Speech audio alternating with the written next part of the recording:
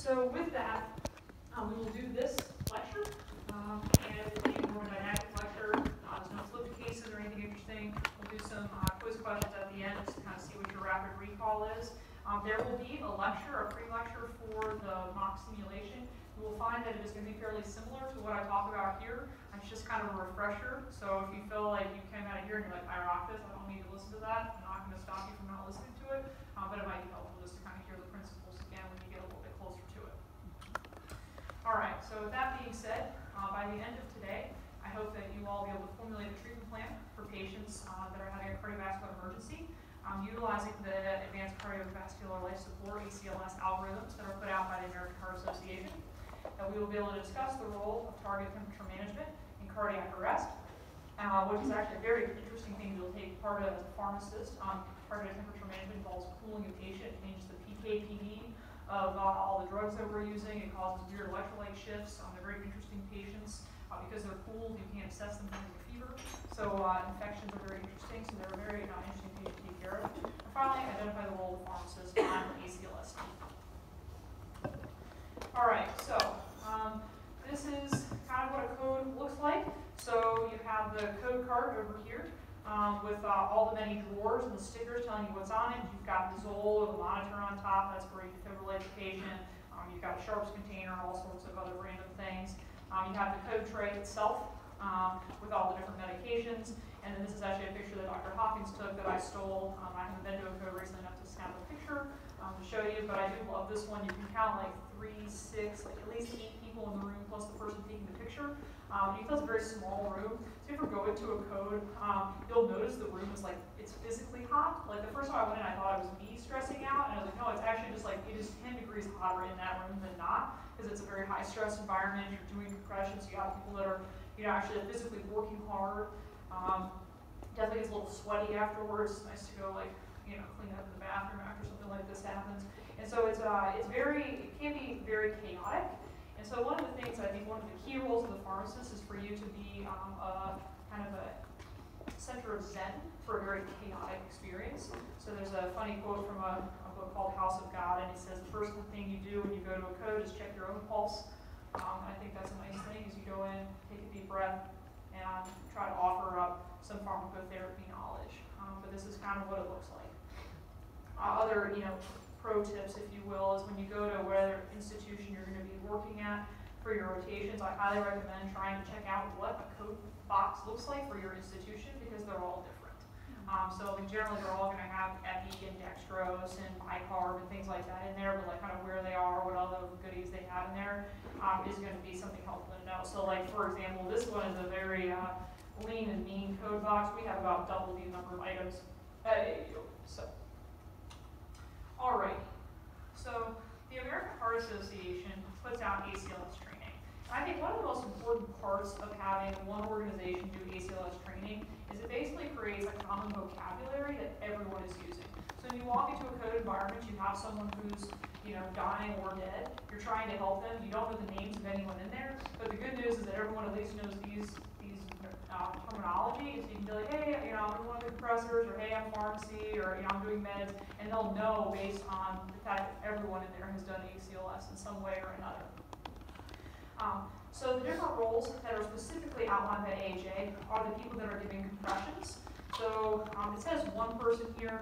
Almost always in a code environment you want 2 to 3 people, because it's very physically demanding to be pushing down 100 times a minute at 2-inch depth. And so you'll rotate through that process. There is the person who's managing the AED monitor. That's the yellow, it's kind of hard to see. And that person is watching the rhythms on the screen, trying to decide if you're going to defibrillate the patient, shock the patient, what is the rhythm.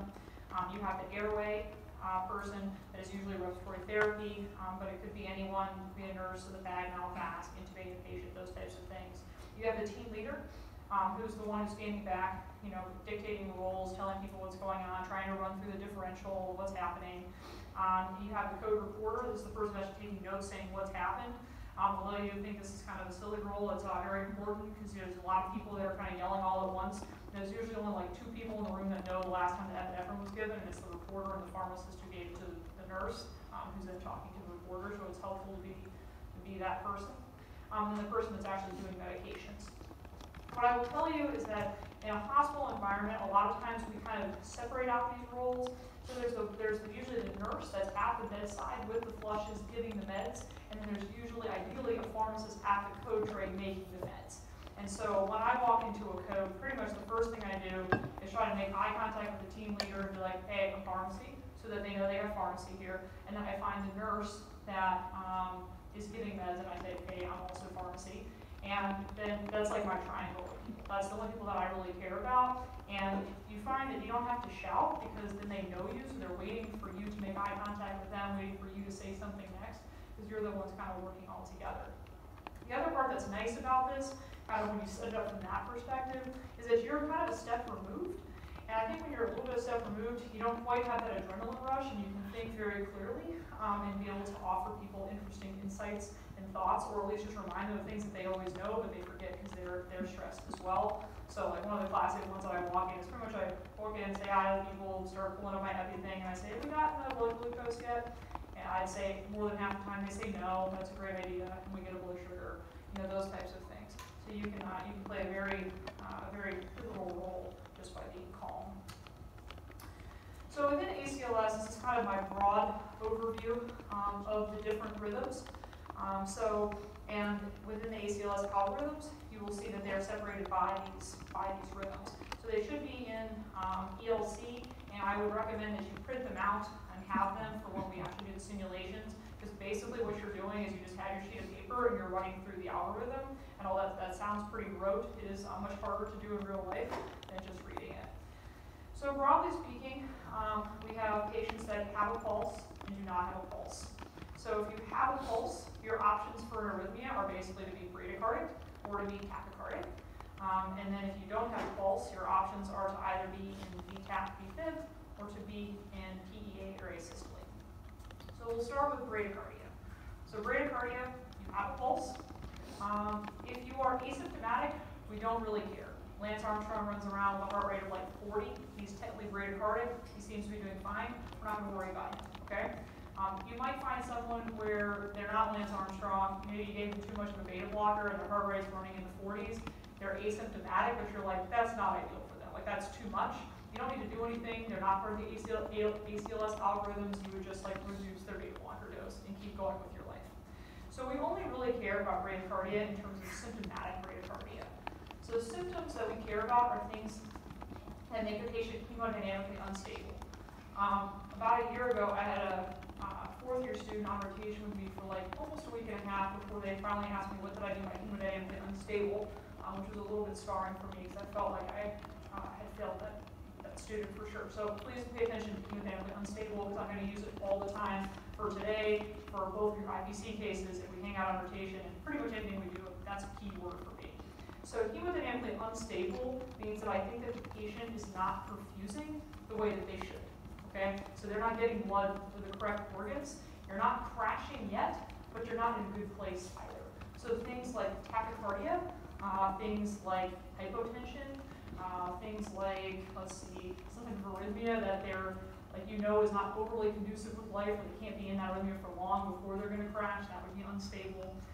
Altered mental status, acute kidney injury, saying that they have chest pain, those types of things are all the things that I'm going to be concerned about.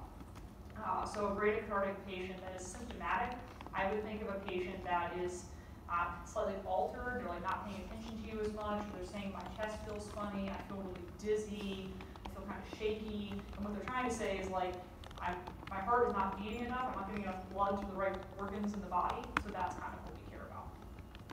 So we have that. We go to tachycardia, so this would be fast heart rate. Again, there is symptomatic and asymptomatic. So in this situation, we are going to do something kind of regardless within the ACLS algorithm, which is a little bit different than bradycardia. So if you have symptomatic tachycardia, that means that we're probably going to use electricity on you. We're going to make an immediate intervention right then and there. If you are asymptomatic, we're going to do a further workup, and we're going to look at, is it a narrow QRS interval, a wide QRS interval, are we going to bring in cardiology to look at it, those types of things. So a classic example for this would be atrial fibrillation. So So as you know, there are many people that walk around in AFib, living their best life, their heart rate's in the 80s, they're doing fine, right?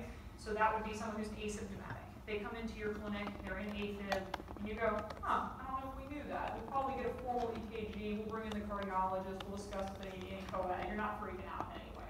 Or maybe they say, sometimes I do have palpitations, but I'm fine right now. I would still consider that patient basically asymptomatic.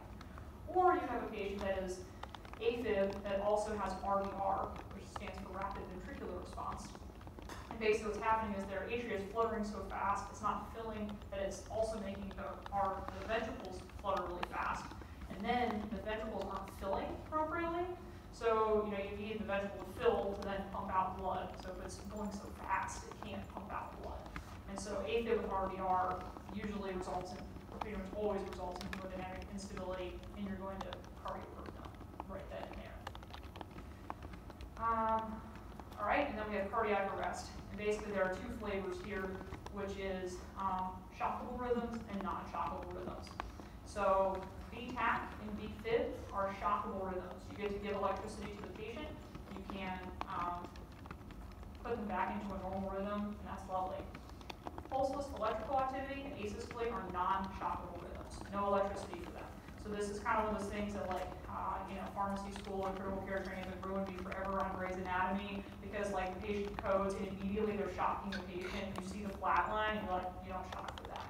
So now you guys can all be ruined on that too. So the only time you get to get electricity is VTAC or VFib, no flat lines. Okay. PEA is kind of interesting in that what can happen is that the patient doesn't have a pulse. There's no pulse that you can feel. Their heart isn't really beating, but you can still see electrical activity on the EKG. And so the classic trick for this that I will try to trick you on when we do the simulations and that you can see in real life is that you look at the EKG and you see the pretty little EKG that people get the tattoo of and all of that, and then you check for a pulse and there's no pulse. Okay, that would be PEA. But it can look like anything. It doesn't have to be the pretty one. It could be, anything actually. All right. Oh, here it is. Look, I kind of got ahead of myself. All right, hemodynamic instability. Please look at this slide, internalize this slide. It's a very important concept. All right, so in general, it basically is a word that's describing shock, which is basically a demand-supply mismatch. So this is meaning that your circulation is not meeting the metabolic demands of the body. The key thing here, this is not a number. This is a global assessment. So I, to this day, remember a patient that came in and their blood pressure was technically like 100 over 60, which is, not overly high, not necessarily low, but the patient was having like really bad abdominal pain from gut ischemia, and they had AKI, and they were acting very altered, and the cardiologist fellow was like, well, they're not in shock, it's like blood pressure 100 over 60. He's like, they're definitely in shock, like for sure, because of the end organ damage. So whatever their baseline is, 100 over 60 isn't cutting it. The body notices this, obviously, it was upset about it, and so it will do things like increase your heart rate, increase cardiac output as best as it can.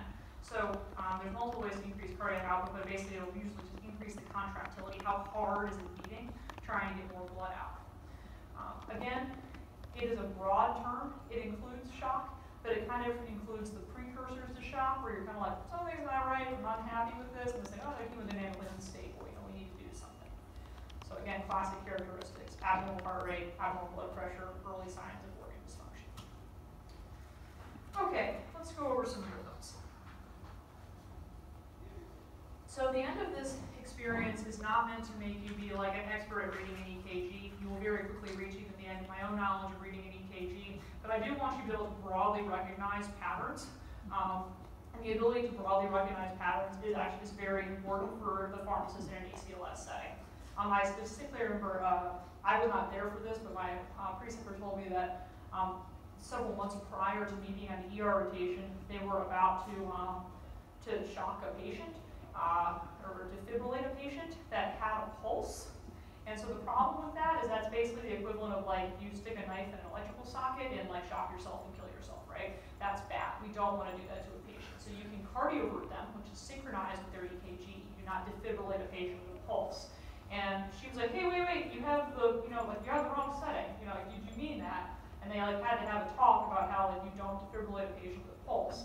And so again, she's no expert in EKG, she's not a fellow in cardiology, but she could look at the basic, what it looked like, and know what the monitor looked like and save the patient. So, I think it's worth 5 minutes of your time to be able to, recognize some of the basics.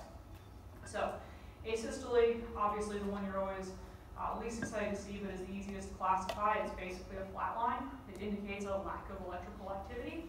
The key thing here, always check the leads for asystole. So the first time you walk in, you look at the patient talking to you, and you look at the flat line on the screen, they're like, you need to check the leads. So if you see asystole, one of the first things I want you to do is check a pulse. Actually, always the first thing I want you to do is check a pulse. And the next thing I want you to do is look at the leads. Again, pulseless electrical activity can be any rhythm under the sun. There's just no pulse.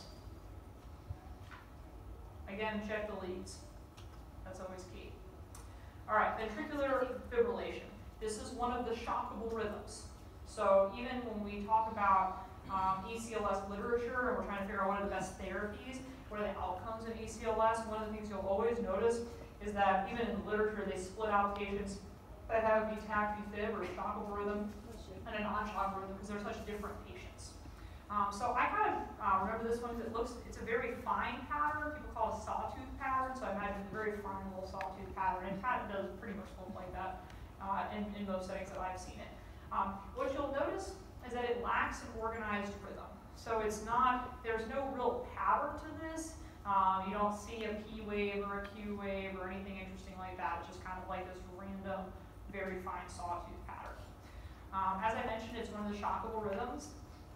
The key thing here is also called a non-perfusing rhythm. So what this means is that your heart technically is beating. It's fluttering kind of, or fibrillating if you will. It does have electrical activity. It registers like this, but it is not actually pushing blood out of the ventricle into the body for you to then use. So a patient is only in ventricular fibrillation for a very short period of time because there's only a very short period of time that you can not perfuse before you're going to die. This is monomorphic ventricular tachycardia. So monomorphic meaning that it looks the same every time. So again, it's slightly bigger. This one, like I have here, a sawtooth pattern. I think this looks like mountains personally, whatever works for you. But I think noting that it looks the same with each beat. Again, this is a non-perfusing rhythm. It is a shockable rhythm. Also check for a pulse. The reason you have to check for a pulse is because you have two options with regards to electricity. I will try to be very clear when I say let's shock the patient or let's use electricity, because again, you can either cardiovert them or defibrillate them. So technically with ventricular tachycardia, if you have a pulse, you would attempt to cardiovert them, and if they were pulseless, you would defibrillate.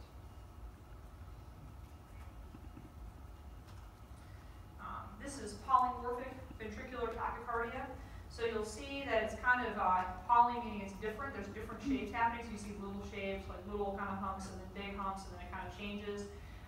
It's also called torsade de point, which is French for twisting of the points. And so what they're trying to say is it's kind of like the center of it is like always twisting around. So either way, polymorphic, VT, torsades, essentially the same thing. Again, this is a non-perfusing rhythm. It is shockable. Yes, you do give magnesium. That is definitely a part of torsade de point treatment, but you're also definitely going to give them electricity for sure. We've kind of talked about magnesium at various points in time. I think it's always good to remember that it is a membrane stabilizer, and certainly in any type of ventricular tachycardia, you have a very unstable membrane. So, 2 to 4 grams IV push. There's pretty much nothing bad you can do with giving magnesium. So. If you can give 40 grams to a pregnant mother about to have a baby, you're probably safe, right? All right. Atrial fibrillation. So this is often called irregular pattern of QRS complexes. And so the QRS complex, again, is that peak, right? The hump, if you will. And so what you'll notice, like in this picture, the first one is very far apart, then short, then it's long. Oops, I don't know if I'm touching it. Short, long, short, long, short, short, short, short, short, long again. It's completely, there's no pattern to it. I find I am not excellent at identifying AFib on a monitor, except for by process of elimination. If it doesn't look like anything else, I'm like, oh, it's AFib. And I'm usually right by that process alone. But generally what you're looking for is that you're regularly a regular pattern of the QRS complex. Again, many people live with chronic AFib, and that's fine. That was the whole AFFIRM trial, right? Rate versus rhythm. You don't need to put them back in this normal sinus rhythm as long as their rate is stabilized and all that kind of good stuff.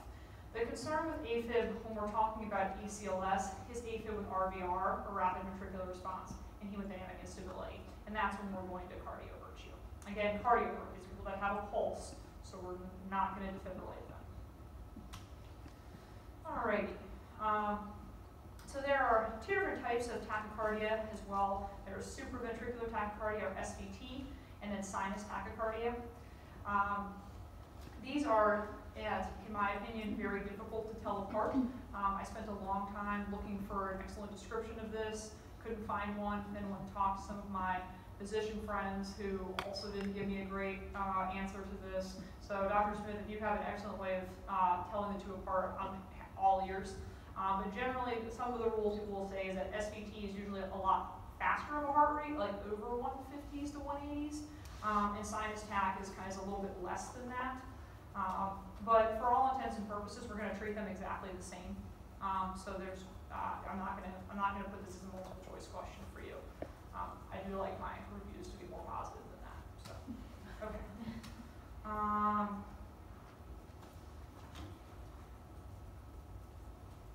Forget where I actually said we were going to switch off.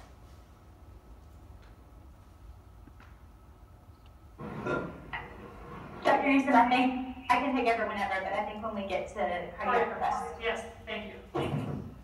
Okay, so this is now going to be a review of what we've been discussing, but I just kind of want you to see what the actual picture looks like. So this is bradycardia with a pulse, and this is the pretty picture that they give you from the AHA. So you'll see, you'll look at assess appropriate for a clinical condition. Generally, they're going to say a heart rate of less than 50 is a bradyarrhythmia.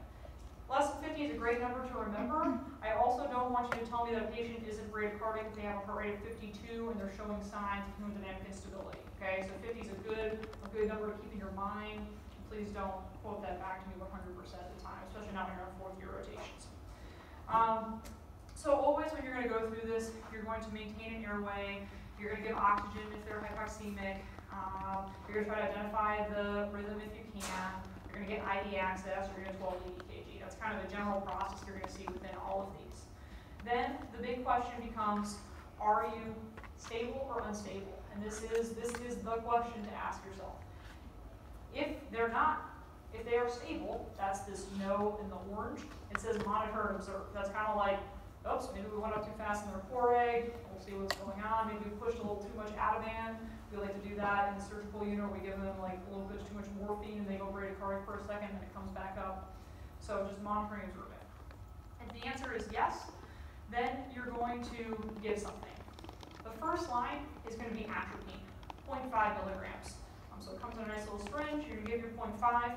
You can repeat it every 3 to 5 minutes to a maximum of 3 milligrams. I always thought that the maximum of 3 was kind of more of a safety thing. Like, oh, if you gave over 3, like something bad would happen to the patient. And a nurse explained to me that no, nothing bad happens over 3 milligrams, but I am going to be annoyed with you. Basically, you have a nurse sitting there having to push this every 3 minutes, when their heart rate goes back down. So it's very rapid acting.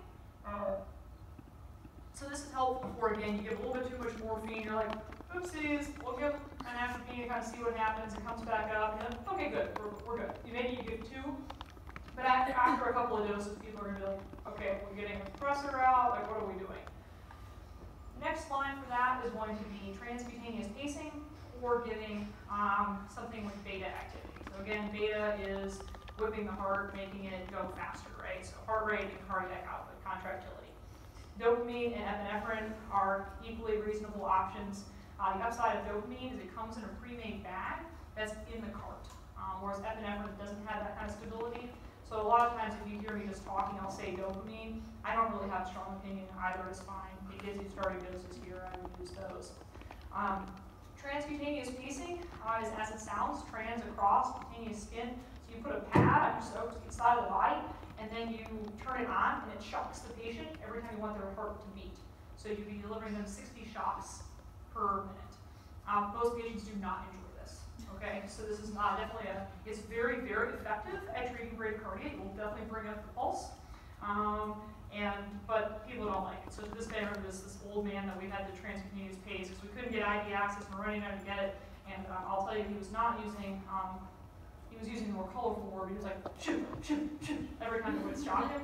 And so that was, to me, is always very permanently in my mind of why they basically repeatedly shocking this old man until we could get something else. But it does work very well. Okay. So this is atropine. So it blocks acetylcholine at the parasympathetic sites, which then, by blocking acetylcholine, you get an increased firing of the SA node, and your heart rate goes up, which is excellent. Again, the dose is a 0.5 milligram. You can repeat it up to 6 times to get to 3 milligrams every 3 to 5 minutes. Again, if you had to give the extra dose to 3.5 milligrams, something terrible is going to happen to your patient, but you should be looking for a more long-term fix. This is your first introduction to our carb eject. The carb ejects they come in these cute little boxes, and you'll get to use these, and you pop off the yellow tops, and they literally screw together, kind of like a Lurlock system. And you know, the classic hang-ups that still to this day happen to me that used to horrify me more as a resident was that one part opens normally, and you can get them out, and the other part is like other cardboard, so you're like fumbling around trying to get the cardboard. And invariably when you screw them together, you will scorch yourself a little bit or somebody else, so it's good to have that experience. We'll do it in the classroom. We'll score one of your friends accidentally for sure, and it's just good to have. All right, tachycardia. So again, I've kind of been hammering this home, okay, in terms of defibrillation versus cardioversion, but this is something that actually took me, I was into residency before I realized the difference, and that was kind of scared me, so I would like you guys to not have that same experience as me. So when you cardiovert someone, that is synchronized with the EKG, okay? So they're trying to kind of, they times up with the EKG to shock them at just the right moment with the QRS complex to get them back into rhythm. This is for patients that are unstable but have a pulse, okay? So generally AFib, tachycardia, it has some type of organized rhythm. Defibrillation is basically the paddles that you see on House and Grey's Anatomy. They're just like putting them down, shocking them whenever they want, and that's utilized for VTAC and VFib. Because VTAC and VFib do not have an organized rhythm, it's totally impossible technically to like really get it organized or to be able to synchronize with anything. Slightly different joule doses. Defibrillation is a little higher than cardioversion. So for tachycardia, I made this lovely flow chart. I think this is very helpful, definitely how I think of it in my head. This might be one I would print out for when you do your simulation to kind of keep it all organized in your head. So again, symptomatic, you're going to synchronize cardiovert them and get a cardiology consult. Okay, so you're going to fix the immediate problem, but then you're going to be like, you probably need to look into this long term. Okay, then you have non-symptomatic, but you still want patients to be tachycardic indefinitely. You need to figure out what's going on. Why QRS? You are going to, again, just call cardiology because there's something going on. We need to get a formal EKG, do some EP studies, that kind of stuff, figure out what's going on with them. If you had to do something, you would probably give amiodarone because amiodarone is the fix-it-all antiarrhythmic, and it does pretty much all the things. So almost always when I'm on the cardiology team, we get a consult. It's like the NICU's like, hey, they have this YQRS tachycardia, we gave some amio, we come look at them. That's kind of how that goes. Narrow QRS, you have several different options. So you can do vagal maneuvers. So if you stimulate the vagal nerve, you can kind of reset the heart a little bit. So classic vagal maneuvers is the Valsalva, which kind of has to do with kind of flipping the body. You can do cold water on your face, which seems a little bit traumatizing. You can do carotid massage. And you can also, the most classic is bearing down like you're going to have a bowel movement. So if you ever strained and you felt a little dizzy, that is literally just vagaling yourself. You hear about old people falling in the bathroom. That is a lot of times what happens. They were strained to go to the bathroom, they vagal themselves down, they're hypertensive, they fall. But it can act as a reset. You also have adenosine, which we'll talk about a little bit more on the next slide. And then just like other general rate control agents like 5-1 coke or some DILT or something like that. I put a line here to kind of indicate that we're going into like patients that do not have a pulse, or more so like the I shouldn't say not have a pulse. The line indicates VTAC and VFib, or a rhythm that does not have a general organization. So polymorphic VTAC, again, we're pretty much going to defibrillate that patient. You can give some magnesium, that's wonderful. Monomorphic VTAC, there's a pulse, you're going to attempt synchronized cardioversion. If there's no pulse, you're going to defibrillate. Again, either of these, you're very quickly going to progress into PEA asystole. You don't get to hang out in this for a prolonged period of time. All right. So according to the algorithm, heart rate typically greater than 150. Again, notice that typically heart rate of 149 is still, to me, good enough for government work with regards to tachycardia definitions. Again, you're going to go through, is the patient symptomatic, not symptomatic, and go through exactly what the algorithm was that I did on the previous slide. I just like mine a little better because it has all of the pieces in it. So again, unstable, you're going to synchronize cardiovert. Stable, you're going to give drugs and try to see if you can fix it without that. So why QRS? You can try adenosine. And most likely you're going to go to amio, procainamide, sotalol. If it's narrow QRS, you're going to do adenosine, and then probably go to beta blockers or calcium channel blockers after that. So adenosine is a very cool drug. It slows the AV node conduction. And by slowing that down, it kind of, to me, it acts as like when you hold your power button down on your computer and just like hard restart it. That's kind of what adenosine is doing to your heart. You can use it for artificially monomorphic wide complex tachycardia and narrow complex regular tachycardia. What's confusing is that oftentimes people will try this in any type of tachycardia as kind of a rule out to see like, oh, if it worked, then we know what it was. So it's kind of like after the fact, we know what kind of tachycardia it was. So that was a little confusing to me when I saw that for the first time. The first dose is 6 milligrams, followed by 12 milligrams times 1 if there's no resolution.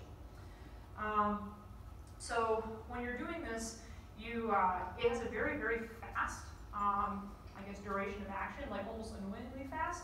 So when you give it, you have to do it with a flush, and you usually use like a double kind of stopcock, and you do both at the same time. So you'll literally see like sometimes they'll get like a friend, and the friend is doing the flush, and you're doing the adenosine, and you're like literally slamming it down as hard as you can to get it fast into the patient. So when it doesn't work, sometimes it's because like it like stopped working, it was inactivated, I guess, before you reach the heart. Adenosine does not feel nice for the patient. The patient will tell you that it felt like an elephant stopped in their chest, it felt like they were hit by a truck, they felt like they were going to die. It definitely is not pleasant, so if they're awake, you should definitely be like, hey, this is not going to feel good. If this works, it'll feel better after the fact. It's also a little terrifying for all the healthcare professionals because you have a nice little tachycardia, and then you'll see literally a flat line. Like, it is straight up a flat line, and then you see the heart rate come back.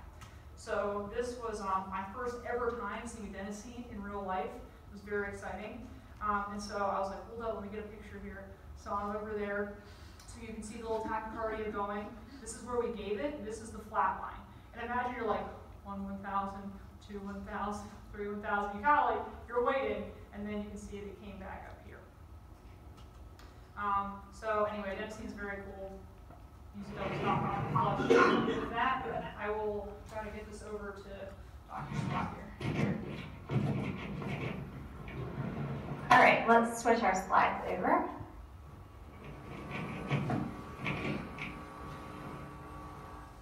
Can everyone on the other campuses hear me and see the slides here? We can't see them in Augusta. You cannot.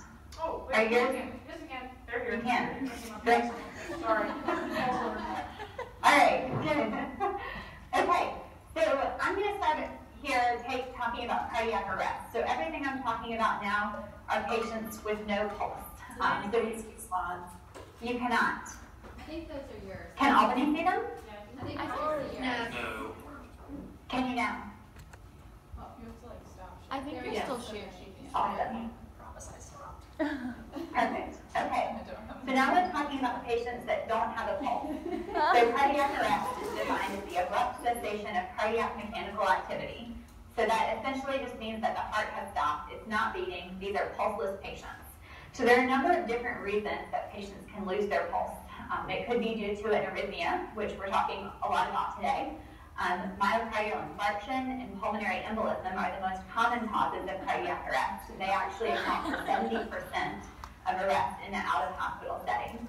So this is important when we start thinking about what caused our patients to arrest, what caused their heart to stop, thinking of these as the most common when they're out of the hospital.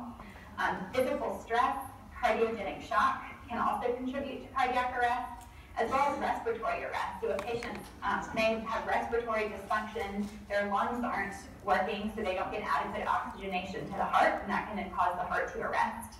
And drug overdoses are also a relatively common cause of cardiac arrest. So when we manage cardiac arrest, we can think about it kind of in 3 different stages. So the first is basic life support. You're all BLS certified, right? And so this is what you would do in a pre-hospital setting. If a patient collapses, is unresponsive, they don't have a pulse, you would start BLS. The next stage of that is when medical professionals arrive. So EMS can start this, or when the patient gets to the hospital, or if arrest occurs in an in-hospital setting, you can go straight to ACLS. And that's what we're going to talk about today, is the ACLS principles for cardiac arrest. There's a common kind of misconception that once you've done ACLS, the patient has achieved a return of spontaneous circulation, so they've gotten their pulse back, that your job is done, and now you fixed the patient, right? I mean, your CPR worked, they got their pulse back, so that's great, but your job's not over yet. So post-cardiac arrest care is incredibly important, and this helps to provide good, positive outcomes long-term for your patient, and also helps prevent them from going back into cardiac arrest again. And the American Heart Association actually has a separate algorithm for post-cardiac arrest care that we'll talk about today. So these are 3 stages of managing a cardiac arrest. So how do we approach ACLS? Well, really, most of it, the first few stages anyways, are the same as what you already know with BLS. So the first step is always to start CPR, starting with chest compressions. So you identify a patient with no pulse, you confirm that there's no pulse, chest compressions are always the first thing that you'll do. After that, you'll attach your monitor or your defibrillator, analyze the rhythm, and determine if there's a shock is needed, if it's a shockable rhythm. So these first 3 steps are really the same as what you do in BLS. The only difference is that you may be using a manual defibrillator instead of an automated defibrillator, and you may be assessing the rhythm yourself instead of relying on the AED to tell you if it's shockable or not. Steps 4 and 5 are where we get a little bit more into the bread and butter of ACLS. So this is when we're thinking about administering medications, considering what the potential cause of arrest was, and what we can do to reverse that cause. So the AHA provides this circular algorithm for cardiac arrest. There are 2 different algorithms, and we'll focus on the other one most of the time because it's more step-by-step. But this algorithm I really like because it emphasizes continuous CPR. So you can see going throughout the circle, continuous CPR is always happening. Everything else that we do is kind of adjunctive. So medications, getting an advanced airway, intubating the patient, treating irreversible causes, these are all adjunctive to CPR. So chest compressions are one of the 2 interventions that are actually shown to decrease mortality in cardiac arrest. So they're very important, and this algorithm emphasizes how that's really the hallmark of what you're doing when a patient arrests. So you're all BLS certified, but a quick review on airway breathing and chest compressions. So the recommended chest compression rate is 100 to 120 per minute. So you've probably heard of the song Staying Alive, to help you keep your rhythm of your beat of 100 to 120 per minute. AHA now has all sorts of songs in like every genre of music that they now recommend. Like there's some Beyonce in there, there's some country, anything. I just go with Staying Alive. But if you really want a different song, you can look at the AHA recommendations. So 100 to 120 per minute, and the depth should be at least 2 inches. Your breathing gets a little bit more complicated potentially with ACLS than for BLS. So you learned a ratio of chest compressions to breaths of 30 compressions to 2 breaths. And that remains correct with ACLS. The difference is if your patient has an advanced airway. So if they've been intubated and they have an endotracheal tube, you no longer have to pause compressions to give breaths. So normally we're doing our 30 chest compressions, and you stop compressions to give 2 breaths, and then resume compressions again. And that pause and compressions is necessary to deliver your breath, but during that time, you're not generating a cardiac output, not perfusing the vital organs. So if the patient has an advanced airway, you don't have to stop chest compressions at all. You can keep doing chest compressions continuously. You don't have to count to 30, you just keep doing them, and you can deliver 1 breath every 6 seconds. So this equates to 10 breaths per minute. So one person's doing chest compression, someone else is delivering breaths through the endotracheal tube, and you don't have to pause compressions. So you've learned, when you learned about hemodynamics, you probably saw this equation that cardiac output equals stroke volume times heart rate. And this equation really applies to what we're doing in ACLS for a cardiac arrest patient as well. So we need perfusion to get oxygen to the vital organs. And during an arrest, the patient has no perfusion. They have no cardiac output because their heart's not beating, right? So we generate a cardiac output through chest compressions. So the compression depth is what generates our stroke volume, and the compression rate is what generates the heart rate. So having this combination of a depth of 2 inches or more and a rate of 100 to 120 is what's been found to generate a cardiac output that's adequate to maintain the vital organs during CPR. So we'll now go into our actual algorithm. So this is the algorithm that you'll really focus on. Anytime you have a patient that does not have a pulse, this is the algorithm that you'll look at. So the cardiac arrest algorithm for any pulseless patient. So it doesn't matter what the rhythm is, if there's no pulse, this is your algorithm. The first step is always going to be start CPR with chest compressions. After that, you can think about delivering breaths, attach your monitor and defibrillator, and then identify if you have a shockable or an unshockable rhythm.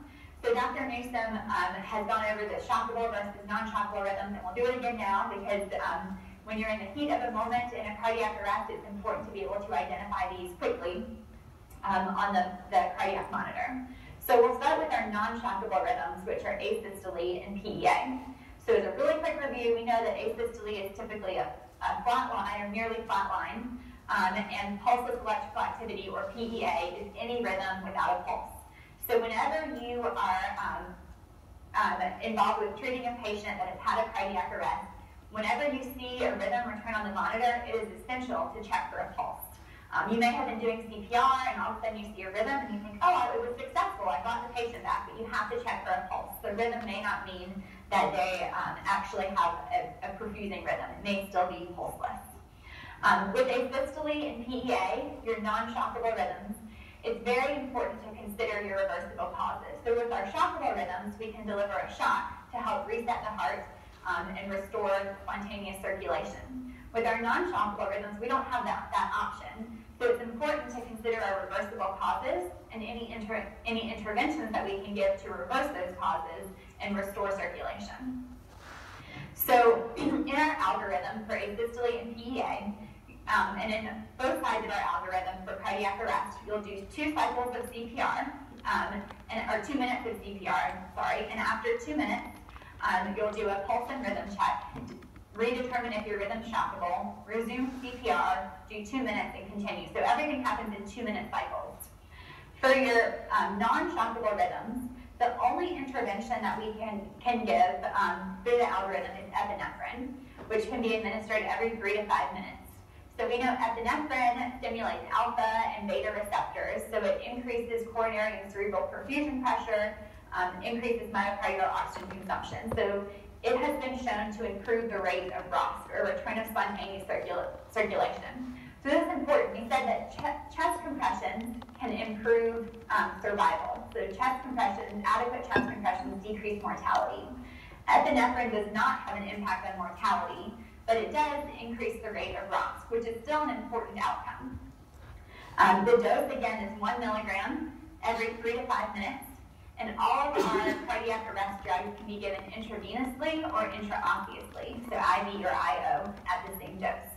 So we'll do 2 minutes of CPR, give epinephrine during that cycle, then have your pulse and rhythm check your pulse again. If it's still non-shockable, resume CPR, and every 3 to 5 minutes we can repeat epinephrine. There's no maximum dose. So epinephrine, similarly to atropine, comes in the Carpiject or Aboject syringes, so you'll get some fun experience practicing with these during our mock codes in a few weeks. My first experience with them, so that, like Dr. Newsom said, you can get really nervous if you open the wrong end of the box, it doesn't come out correctly. You have the two ends with these yellow caps, and you flip the yellow caps off. You can just do it with your thumb, flip them off, and then twist it together. And so my first experience, I flipped the yellow cap off, and it flew across the room onto the patient's chest while they were doing chest compressions. And no one cared. They threw it out of the way and kept going, but I was definitely embarrassed. So it's good to get some practice with these in the classroom before you're doing it in a real-life environment. All right, so let's go into our reversible causes. So we can remember those reversible causes with H's and T's. And these are important for all of your cardiac arrest rhythms, but especially for your non-shockable rhythms. So we're going to go through our H's and T's and think about what type of intervention you could do to reverse that cause. So if the patient is hypovolemic, you could give volume. So you usually have bags of fluid in the crash cart.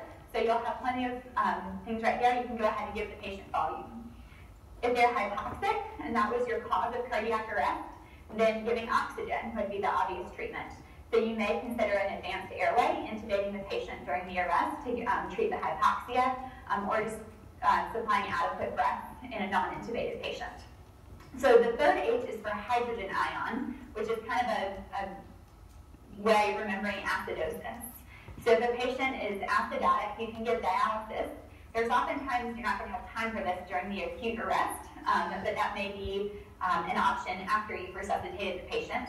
Sodium bicarb is usually what you're going to push during the arrest. So sodium bicarb comes in big carb-reject syringes. It's usually in the crash cart, so you have it right there. Hypo or hyperkalemia. So if it's hypokalemia, then you would give potassium.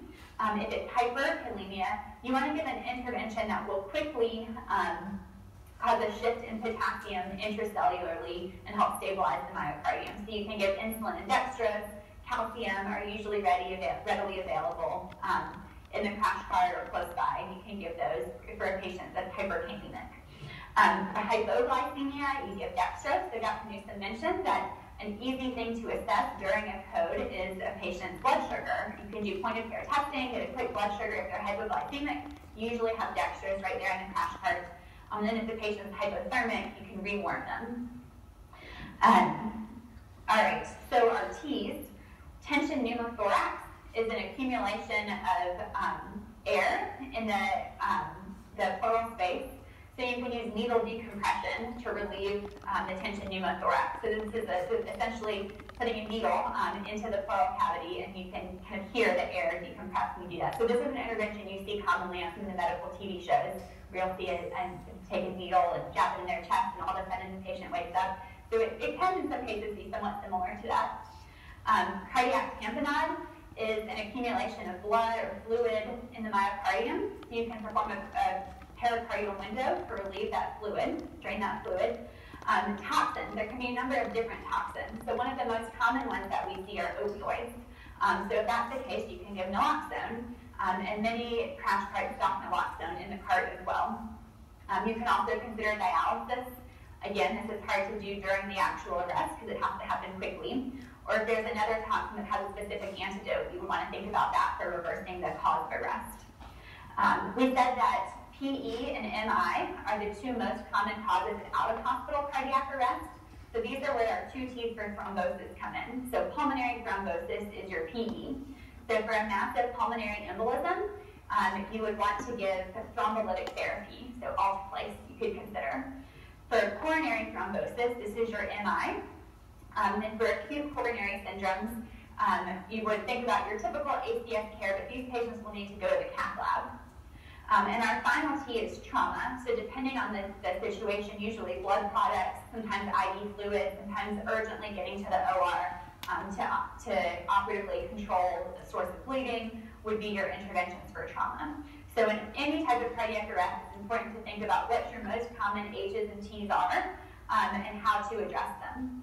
A lot of times in a code environment, you might not know very much about your patient. So I think this is one potential role of the pharmacist is, like Dr. Newsom said, we can sometimes be just slightly removed from the really high adrenaline right on top of the patient, doing the chest compressions, administering the meds. So we can be slightly removed. And next to the crash cart, you oftentimes might have a monitor, a computer monitor, where you can look at the patient's chart, look at their labs from that morning, look at anything about their history, Maybe if it's a patient that you know has end-stage renal disease and on hemodialysis, well, maybe they're hyperkalemic.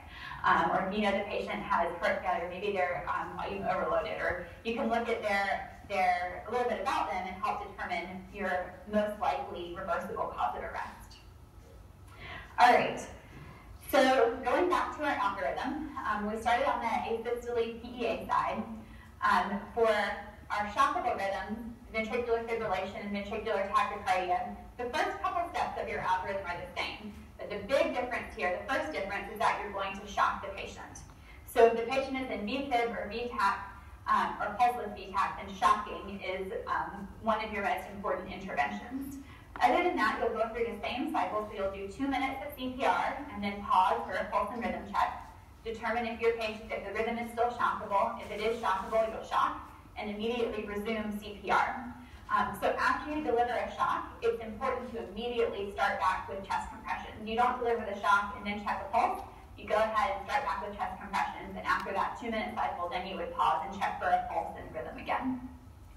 With shockable rhythms, you can still administer epinephrine, so it's still 1 milligram every 3 to 5 minutes. And there's one additional medication that you can give in shockable rhythms, and that's amiodarone. And we'll talk about that in just a minute. So we've talked a little bit about the VFib and pulseless VTAC rhythms. Again, VFib is this uncoordinated contraction of the ventricles, so it looks like just kind of a quivering line. And a common cause for ventricular fibrillation is hypoxia. And then for pulseless ventricular tachycardia, you would identify the rhythm the same way as for ventricular tachycardia with a pulse. The difference is your intervention. So there's no pulse, so we would be doing the cardiac arrest, the cardiac arrest algorithm, doing CPR, and it can be shocked with defibrillation. So defibrillation is the second intervention that has been shown to decrease mortality. So chest compressions and defibrillation are the only 2 interventions in cardiac arrest that have actually been shown to decrease mortality. Our medications have a role, but they don't decrease mortality, so they're really not as important as defibrillation and chest compressions. So when we think about the order that we do things in cardiac arrest, thinking of the benefit to the patient helps us determine how to prioritize those interventions. So chest compressions are always first. They decrease mortality. If you have a shockable rhythm, that's always second. It also decreases mortality. And then medications come a little bit further down the line. So one last review, our shockable rhythms are ventricular fibrillation and pulseless ventricular tachycardia, and our non-shockable rhythms are pulseless electrical activity and asystole. Shockable rhythms get defibrillation, they get epinephrine, they get amiodarone. Non-shockable rhythms only get epinephrine. All right, so let's talk a little bit more about amiodarone. So again, this comes a little bit further down in our algorithm. So after you've shocked the patient, administered epinephrine, then that's when you start thinking about amiodarone. So amiodarone is a class 3 antiarrhythmic, so it works through several different mechanisms. The dose in cardiac arrest, you'll notice, is different than the dose that you saw for tachycardia with a pulse. So for tachycardia with a pulse, in that algorithm that Dr. Newsom showed you, the dose is 150 milligrams administered over 10 minutes. During cardiac arrest, there's no pulse. We can't hurt a patient by pushing a medication quickly because the patient already is pulseless. So we push these amiodarone quickly for patients that are pulseless. So the first dose is 300 milligrams, and you can administer a second dose of 150 milligrams. So amiodarone, like epinephrine, is associated with an increased rate of return of spontaneous circulation, but there's no difference in survival. So epinephrine and amiodarone increase the risk of ROSC, the rate of ROSC, but don't increase survival. Chest compressions and defibrillation do increase survival, so we prioritize them first in the algorithm. All right, so on our cardiac arrest algorithm, we have the side for non-shockable rhythms, and we have our side for shockable rhythms. One important note is that patients can move between these 2 sides of the algorithm at any time. So if your patient starts out in ventricular fibrillation, you've given them a pulse, you've given epinephrine, you've given a dose of amiodarone, and at your next rhythm check, they're in asystole, you would now move to the other side of the algorithm, to the asystole PEA side of the algorithm. So you would still do chest compressions, you would still give epinephrine every 3 to 5 minutes, but you're not going to give that second dose of amiodarone because they're no longer in a shockable rhythm. And you're not going to defibrillate anymore because they're no longer in a shockable rhythm. So every 2 minutes, when you do a rhythm check and a pulse check, you may move between the two different sides of the algorithm. So on both sides of the algorithm, if the patient obtains return spontaneous circulation, you do a pulse check and it's there, then you would go to our post-cardiac arrest care algorithm. So before we go to that, I want to just give a quick note about the routes of administration for our cardiac arrest drugs. So all of these medications can be given intravenously. They can also be given intraosseously. So if the patient doesn't have IV access already, sometimes it can be obtained quickly. If it's difficult to obtain, then the team will usually get IO or intraosseous access. So they'll usually have something similar to this Easy IO kit that you see a picture on the screen here. It's essentially kind of like a drill where you just quickly drill in to the bone. There are several different locations where it can be done, and you can then administer medications that way. So if you're interested in it, there are great YouTube videos. You can do a YouTube search for Easy IO, and you can see how it's done. When your patient is pulseless, your patient's not alive. They don't have a pulse, so they can't feel it when you're doing this. If you obtain IO access in a patient with a pulse, then it's nice to use a little bit of lidocaine to numb the area before you insert it. But for a pulseless patient, this is really a great tool because you can get access very quickly, and you could administer all of the cardiac arrest drugs in the same dose that you would give them IV. Another potential route of administration is endotracheal. So if a patient has been intubated and they have an endotracheal tube, you can actually give some of the medications directly through that ET tube. So the acronym NAVAL is commonly used to remember which medications can be given through the ET tube. So this is for naloxone, atropine, vasopressin, epinephrine, and lidocaine.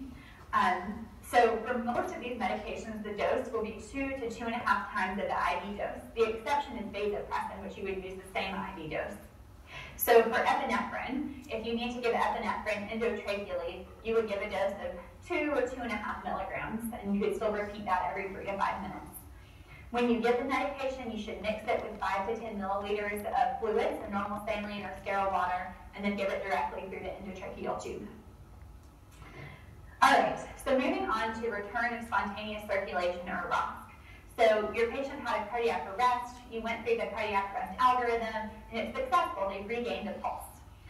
So this is when we think about the post-cardiac arrest care algorithm. And this is really important to help make sure our patient has the best chance possible to have positive long-term outcomes, and also to help prevent them from going back into cardiac arrest. So once the patient regains spontaneous circulation, you'll still think about your ABCs, so airway, breathing, and circulation. So those will be your first steps, is to make sure the patient has an adequate airway. So if they weren't already intubated, do they need to be intubated to maintain their airway? In many cases, many times that will be the case.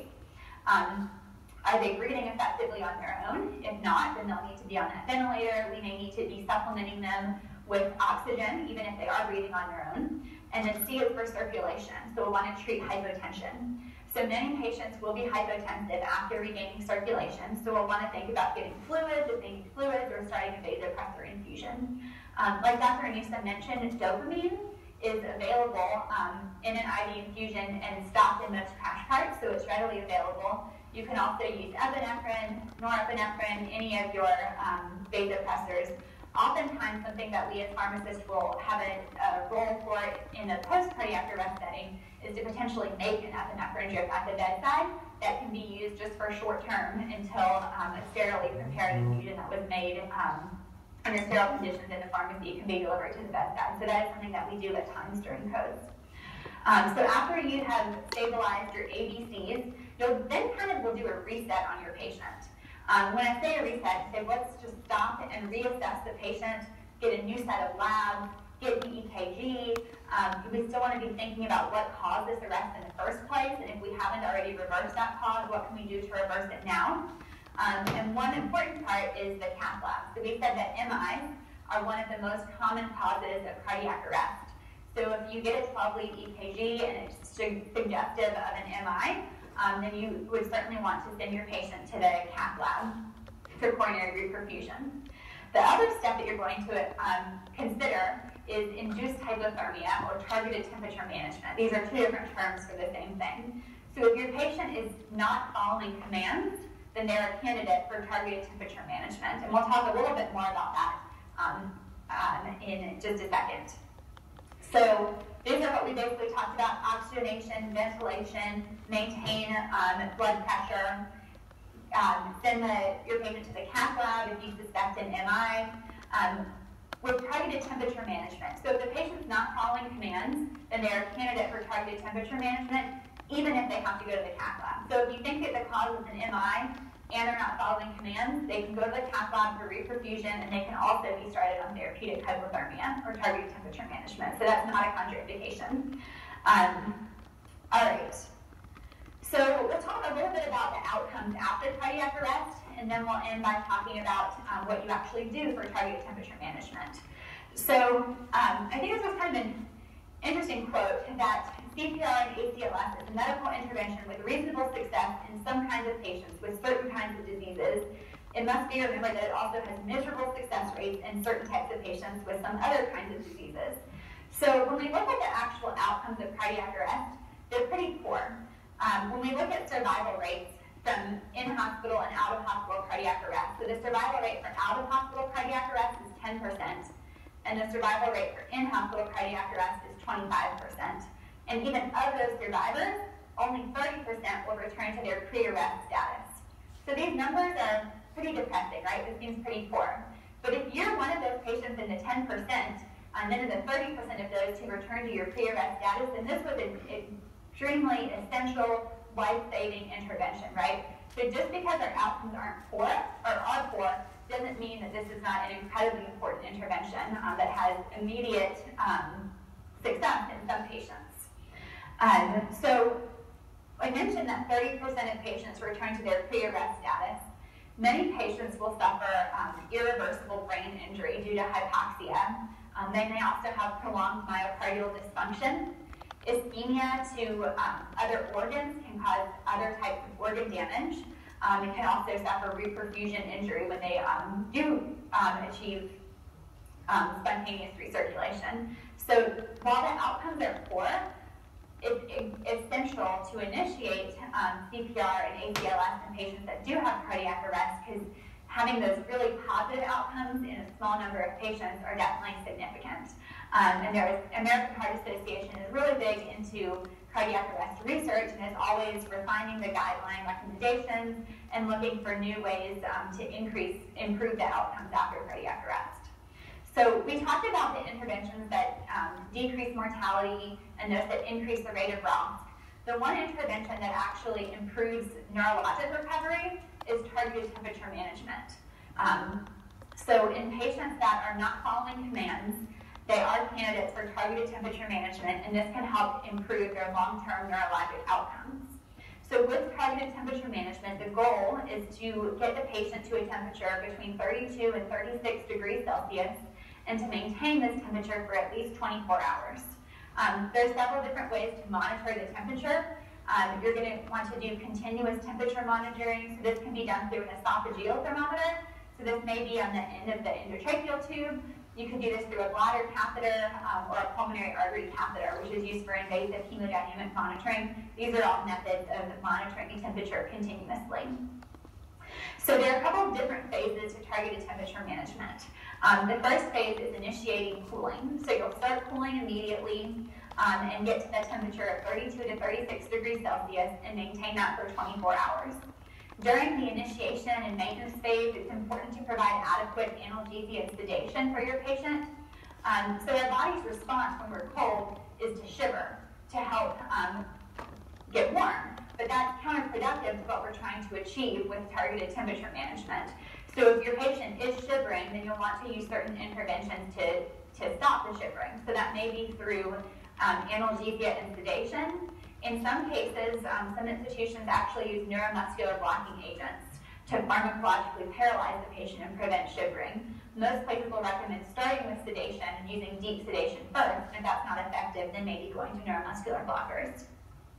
During the maintenance phase, you should pay close attention to the patient's blood pressure, to their oxygen saturation, their volume status, to all of their electrolytes. You should replete electrolytes throughout and should use vasopressors to maintain blood pressure. It's also important to monitor for seizures, and patients will typically be continuously monitored through an EEG for any type of seizure activity while they're undergoing targeted temperature management. So after that cool temperature has been maintained for 24 hours, the next phase is rewarming. And this should be done slowly at a rate of 0.25 degrees Celsius per hour. And it's important during this time to continue monitoring electrolytes and watching blood pressure. After rewarming is complete, then you want to maintain normothermia and avoid fever. So you would treat any fevers with acetaminophen.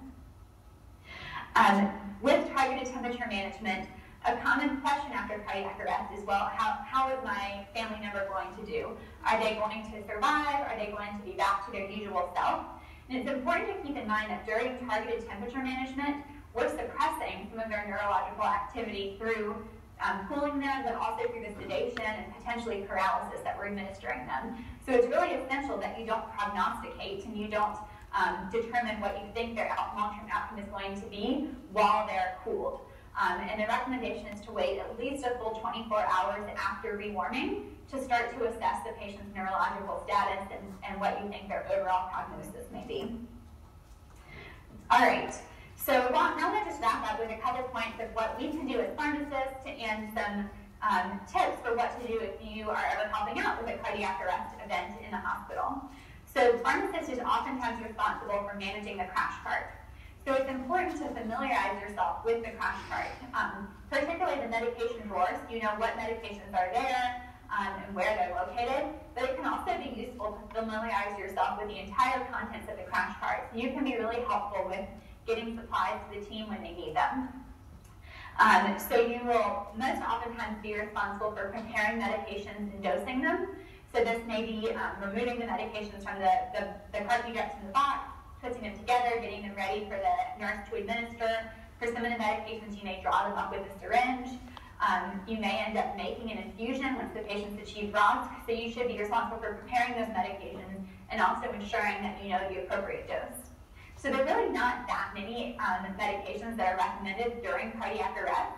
So it is a good idea to know these doses if you're going to be involved with ACLS in the hospital. There are not very many, and it's good to be able to just recall them off the top of your head. When you're in this high-stress environment, it might be a little bit harder to kind of think back and remember it. Another role for the pharmacist is to obtain medications that aren't present in the crash cart. So we may be thinking about reversible causes and need something to treat that that's not in the crash cart. So you can help by going to your automated dispensing cabinet, by going or calling someone in the central pharmacy to supply medications. And in this way, it's sometimes useful to have more than one pharmacist respond to a code in the hospital setting, because one of you can be managing the crash cart, and the other one can be helping to obtain any other medications that are readily available. The pharmacist may also be responsible for being the timekeeper or the historian. So you're usually going to be keeping track of the time between medications. You know that your epinephrine can be given every 3 to 5 minutes, so you're going to be keeping track of that. But you may actually be responsible for recording everything that happens during the cardiac arrest event on the official documentation that will be in the patient's medical record. A couple of other just pearls about ACLS. I mentioned to know the contents of the crash cart. This is really important so you're not kind of fumbling around looking for things in the heat of the moment.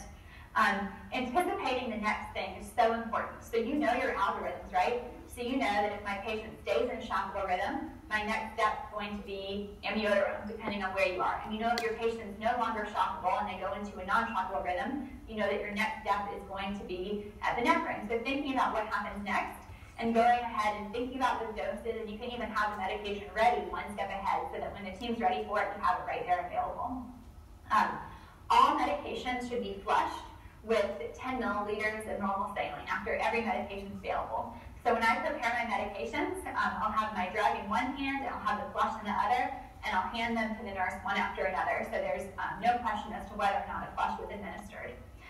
You'll always be keeping track of time. Even if you're not the historian, you should keep track of when your medications were given, so you know when the next one can be given.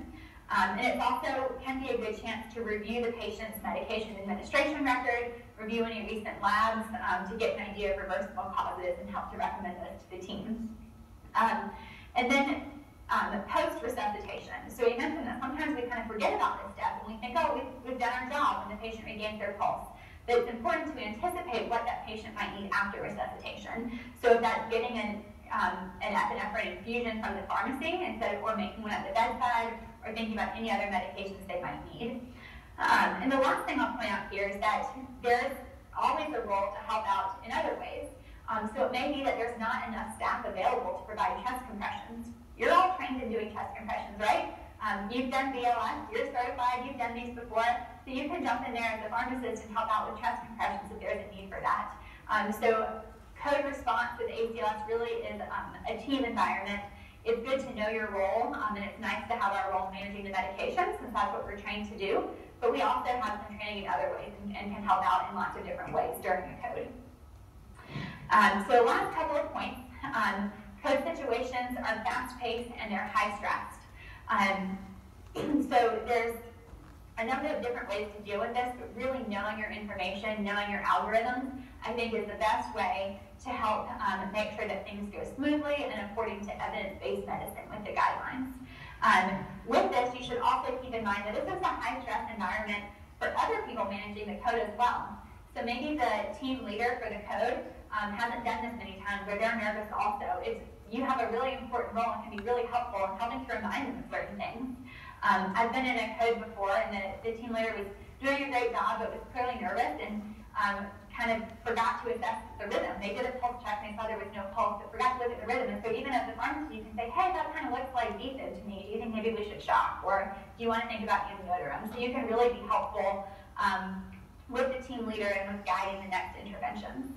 I mentioned that the overall survival rates are quite low.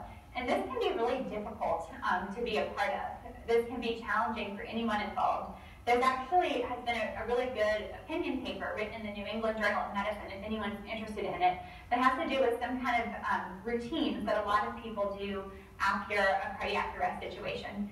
It's hard from a medical standpoint because you have to leave that patient's room and go take care of your next patient, and you might not really have time to decompress what just happened and what the stressful situation was. So a lot of healthcare providers have actually developed some little routines that they do to themselves. And maybe it's reciting a little prayer to themselves if that's something that they believe in, or just pausing for a moment and having 10 seconds of silence to think of that patient before they leave the room. So these really are difficult situations, and lots of people have developed different ways to kind of handle them from an emotional standpoint. All right, so our next key point, which I think hopefully I've hammered home, is that defibrillation and chest compressions are essential. These are our interventions that improve survival in cardiac arrest. Targeted temperature management is our only intervention that improves neurologic outcomes. So this is really important in comatose patients. Occasionally, I've been to cardiac arrest where the patient loses a pulse, you're doing CPR, maybe you shock, they regain a pulse, and that patient sits up and they're talking to you. And that is awesome. That's a good indication that this patient's going to have a good outcome. But if that doesn't happen, the patient's non-responsive, then targeted temperature management is really important. Next, we discussed that the medications given during cardiac arrest increase the rate of return of spontaneous circulation, but they don't affect survival, and they don't affect our long-term neurologic outcomes either. So they're important, but they're not as high priority in our algorithms as chest compressions and defibrillation. Pharmacists are vital members of the team for cardiac arrest, but also for any type of major cardiac event. So for symptomatic bradycardia, for stable or unstable tachycardias, pharmacy can be really helpful in managing the medications and recommending therapies in these similarly high-stress scenarios. The best way to help your patient is to follow these algorithms. Like Dr. Newsom said, we recommend that you print them out, have them with you when we do our mock codes in a few weeks. Always be a team player and help out your other teammates. It's typically a very nice environment where everyone's helping each other, and the best thing you can do is to stay calm and think about your training and everything that you know. So if there are any questions right now, I think Dr. Newsom and I will both be happy to take them, and then after that we'll go into some rapid recall questions. So any questions right now from y'all? Yes, I have a question here in Evans. Yeah. So for the chest compressions, are we likely to see the use of a chest compression machine And if so, is there anything we need to know about, like, is there something different we need to do in this situation? That's a great question. So there are different equipment, so you may see like the Lucas device, that are used to provide chest compressions. And so this equipment is really great. It's really helpful because we know that it will give effective chest compressions. So it'll be at the appropriate rate and the appropriate depth. Usually when a code happens in the hospital setting, we'll start out by whoever's present will start doing chest compressions. And then once someone arrives with that equipment, they'll have kind of a rapid trade-off where someone's doing chest compressions as continuously as possible and will rapidly attach that device, and then we'll stop doing manual chest compressions and the device will take over. There are no differences in the algorithms. You would still use your cardiac arrest algorithms the same way. So your medications will be the same. You'll still do 2 cycles of compressions and then pause for your rhythm and pulse check. All of the procedures will be the same. The only difference is that you have this equipment that's providing your effective chest compressions continuously until you essentially pause it to do your rhythm or pulse check. Dr. Newsom, if you have anything else to add, I'm not sure if you use those in Augusta. We do use them here at Piedmont, and they can be really helpful during your code. If you have anything to add on your experience with them. I've actually only seen one in practice like twice, coming from like outside hospitals coming into here, so I was actually learning things from you. Yeah, that's a great question. I should put in a picture for next year. I'll put one in for our slides for your mock code. How's that? You can see one in practice. Any other questions? I have a question in Athens. Yeah. On the algorithm, I see it says shock, and then CPR continues, and it will also mention like adding epinephrine. So while they're doing the chest compressions, are we going to add the epinephrine? And how many times would you repeat that before doing the ambulant? This is a great question. So you do not have to pause chest compressions to administer your medications.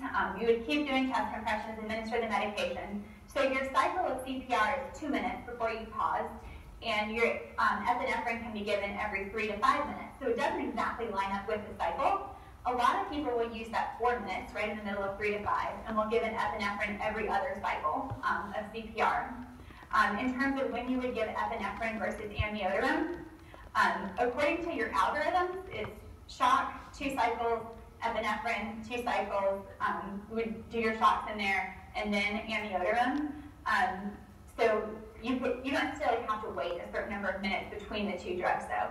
In practice, usually we'll start with epinephrine first, and you may give amiodarone in that same cycle, or just a minute or 2 later. You don't have to wait a certain number of minutes, but you would keep doing your epinephrine every 3 to 5 minutes, and we do that one first. You would then do your amiodarone. 3 minutes after that, you could give your second dose of amiodarone, and your epinephrine would kind of be staggered during that 3 to 5 minute cycle. Does that answer your question? Good. Any other questions? For the targeted temperature management, are you just like sticking them in a freezer, or like what are you doing? All right, good question. So several different ways that we can cool the patient. You can use chilled IV fluid, and that will help cool them. It's not going to be enough on its own. You can also use cooling blankets, and then there's some other devices that will then circulate cool fluid. Usually, I see cooling blankets used the most often. Dr. Newsom, what do you use most often? Yeah, we use cooling blankets. Arctic Sun is the other thing that we have, and then we'll use chilled saline as well. Yeah. I'll add a picture of that next year. I'm taking notes. These are great questions. Any other questions? All right. Well, I'm going to turn it back over to Dr. Newsom, and we will do some questions. Thank you guys for all those questions. That was a wonderful round of questions. You'll find someday, I'm sure you're all terrified at your seminar and having someone ask you a question you don't know the answer to, but it's actually a great thing because it means people were paying attention and were interested in what you were saying, so it kind of becomes a compliment. Can you guys see this rapid recall slide on the non-Augusta campus? No. Excellent.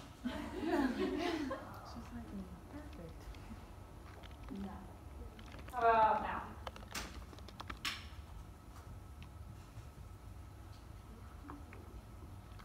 Still no.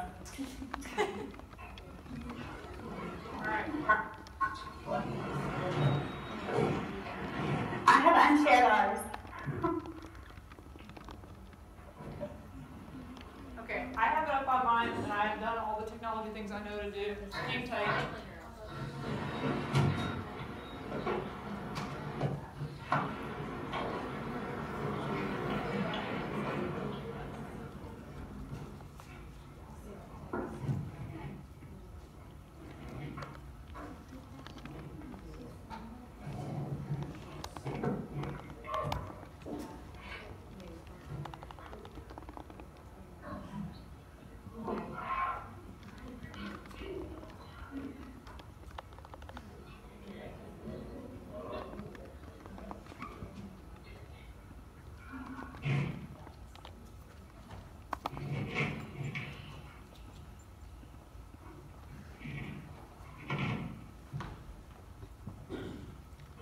While we're getting the screens up and running, one of the other things I want to point out about the low survival rates is that one of the ways you can think of it's kind of like there's, once you hit rock bottom, you can't go any further down.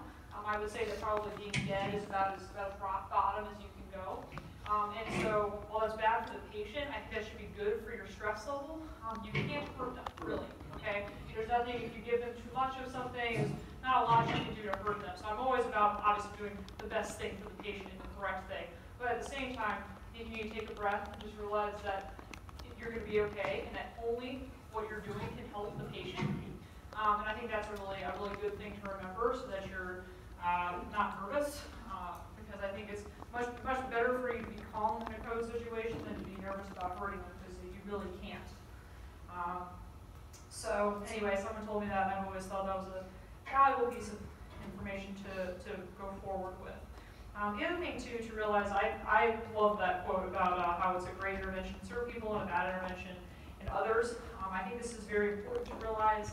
The bad interventions, I definitely kind of have, I'd say negative memories of we're coding some 90-year-old lady that has stage 4 cancer and we're breaking her ribs, and that's that's not fun, and those outcomes are usually very poor. So when you hear about, allow natural death and DNR and DNI, that's kind of where some of those things come from. At the same time, being able to do this and do this effectively really does save lives. And so I do have many positive memories of younger patients that have a better chance of this and they live.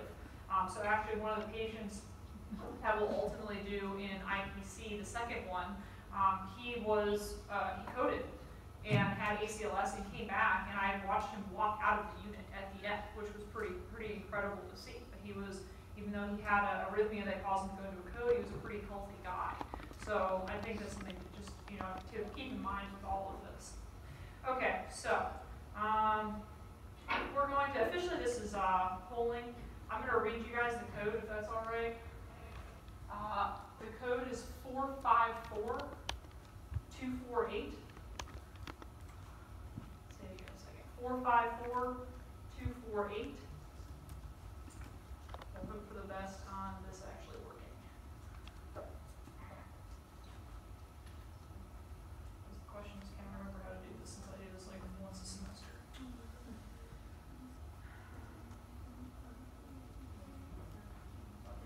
Yes. 454248.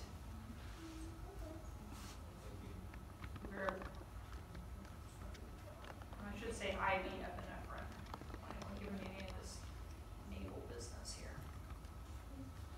On the exam, is it going to be questions like this or patient cases?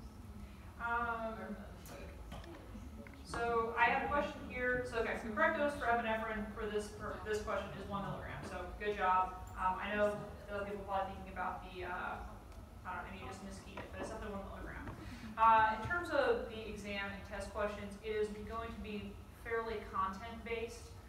There might be a small vignette to get you to come up with a content-based question, but I would say doing most of this is basically just following an algorithm. And there's things that I still keep the algorithms nearby to look at it to make sure that I know what I'm doing. But you absolutely need to know that the dose of epinephrine is 1 milligram. So think of things where it's you really shouldn't be having to look that up in the moment. That's kind of what we're going to be trying to quiz you on, I suppose. Alrighty. Next round. What's the correct dose of adenosine?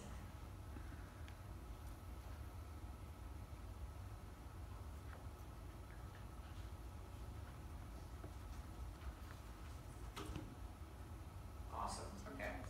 So, yeah. So the classic was having the atropine dose in there. So adenosine is the one that stops your heart, and that's the 612. Atropine is the little Kickstarter. It's not 6 milligrams, the dose. All right, atropine, what you got?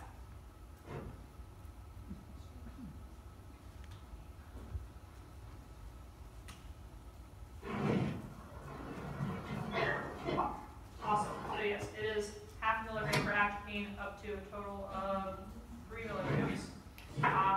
One of the dicier things about atropine, I don't think I mentioned, is that the carby jet actually comes as a 1 milligram. So you have to be as to the nurse, like, hey, give half, keep that other one. Like, we'll use it in a second. Ideally, we won't use it, but don't do the whole thing.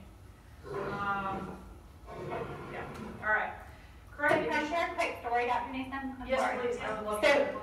atropine and adenosine are so easy to get mixed up, right? Because they're both these drugs, they're similar length of the name, they both start with A, you use them for one for tachycardia, one for bradycardia, and they get mixed up really commonly. And the teams that we work with, they get them mixed up too. And so it's such an important role for us as pharmacists to keep these medications straight and know which one to give in which scenario and what the dose is. So a couple of months ago, I had a patient that was transferred to our ICU from an outside hospital. They had been in tachycardia, and they were administered atropine, 0.5 milligrams. Atropine is what we get for bradycardia, right? We give adenosine for tachycardia. And the patient actually went to cardiac arrest after they received the atropine and then were transferred to our hospital. And they fortunately ended up doing okay, but it was just such an example of what not to do and how important it is to keep these medications straight. And you can really help doing that because these situations are high stress for everyone. So if you're really a master of the drugs, you can help with that knowledge and make sure that things aren't mixed up in practice. Yes. I think another thing for me is, I remember the first time I worked in like an inpatient pharmacy, I felt like it was just a bunch of like stickler rule follower types. Everyone was really uptight about all the things, and I was kind of like, okay, like I'll be a good student, I'll do what you tell me to do.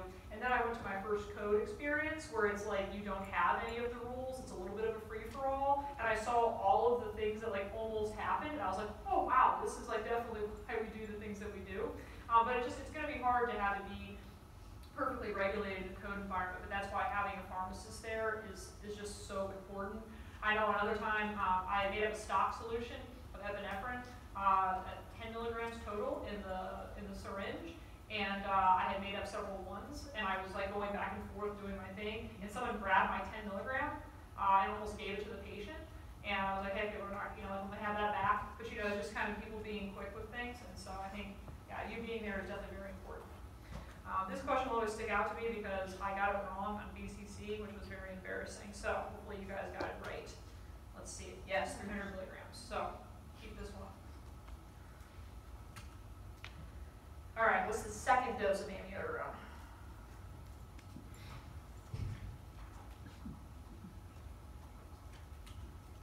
Awesome, very good. When do you give atropine?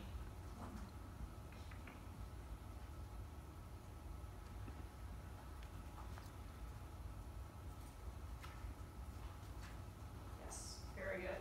Atropine, bradycardia. How about adenosine?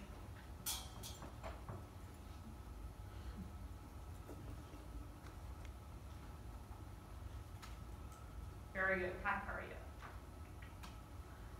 How about amio?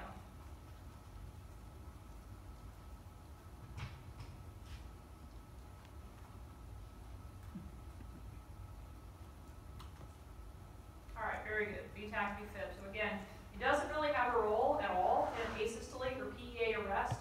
I understand tachycardia is kind of a mean one to put in there because technically you could use it there, and that's fine. And technically, I could output this on a test. You could definitely get some points back for this. But generally, when I think of a code scenario, when I think of amiodarone, I'm thinking BTAC, BFib. When do you defibrillate?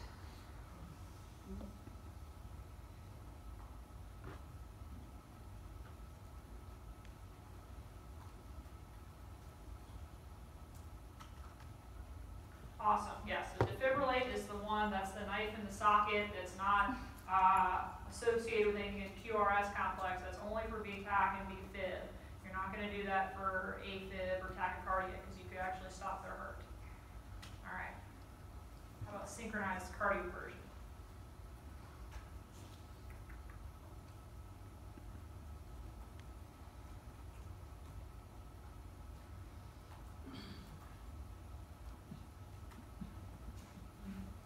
Yes, so AFib would be an excellent time to do this.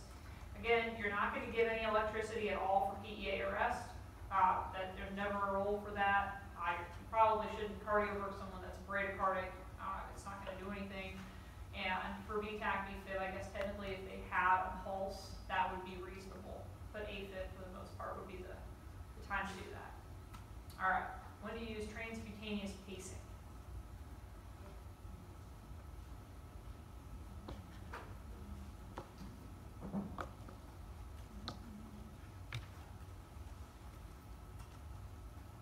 Awesome, yes. Transcutaneous pacing is for bradycardia. You cannot use it in PEA arrest or VTAC, VFib, or tachycardia. All it does is just shock you every time you need your heart to beat. So it's like you're in bradycardia, like your SA node, your AV node aren't firing correctly, so we just fire it for you, okay? So it's like pads on either side, you put it at 60 or 70, and it shocks you 70 times a minute. The patient will not like you. This is definitely like a temporary fix while you get some medications up and running. All right, what rhythm is this?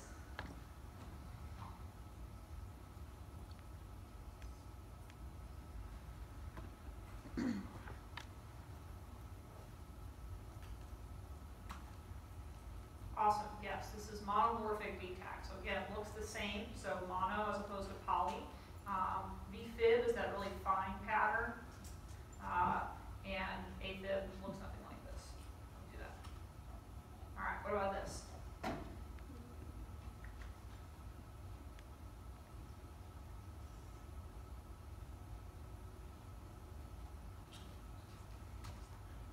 Awesome, very good, yes, this is VFib.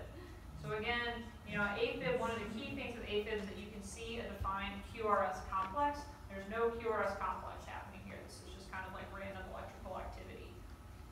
And again, VTAC is going to have that big, kind of mountainous pattern to it. All right, what's this? This is the one that gets you guys all worked up about QTC interval, right? Yes, very good. So polymorphic VTAC with Versada point, one of the most common risk factors for this is assuredly prolonged QT. All right, what's this one?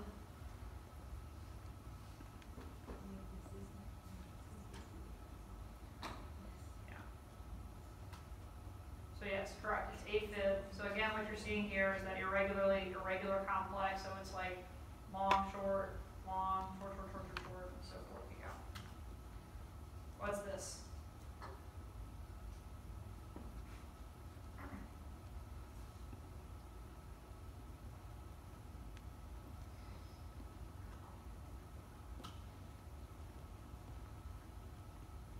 All right, so the key thing here is no pulse, okay? So PEA, all right? The no pulse is the gimme for this, but you gotta pay attention to that. So he may have been an AFib before his pulse went out, or if you're just happy to see something that looks kind of like that. But the pulse is definitely the trump card, the pair of pieces in this EKG rhythm.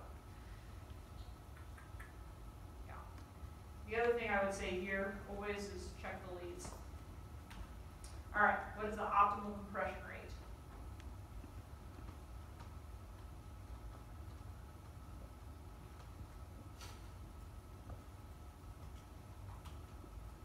Awesome, yes, 100, very good. Nothing else to add to that. Who was hemodynamically stable?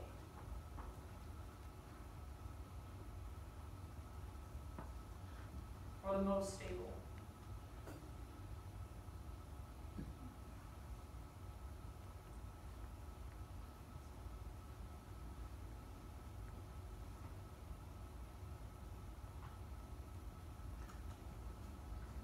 Alrighty, awesome. So overwhelmingly agree here that patient B looks to be in a good place. So again, a MAP of 40 is like basically not conducive with life, so just be, that's always a problem. A heart rate of 180 is not going to take us to good places as well, so that should definitely stick out. And a systolic blood pressure of 60 is also not going to be conducive for life for a long time, neither is a heart rate of 40. So, excellent job. When should you cardiovert somebody? We don't have. It's not showing up. We don't have that question. Oh. Let me read it aloud to you and we'll talk about it since you guys can't see it. When should you cardiovert someone? So, A is they're in AFib, they've got a systolic blood pressure of 160, they've got a heart rate of 110, and they're talking to you calmly. Any takers? Yeah, I don't think so. If they're talking to you calmly, you probably don't need to shock them. How about SVT? Systolic blood pressure of 50, heart rate of 160, and they're sweating. Any takers for that?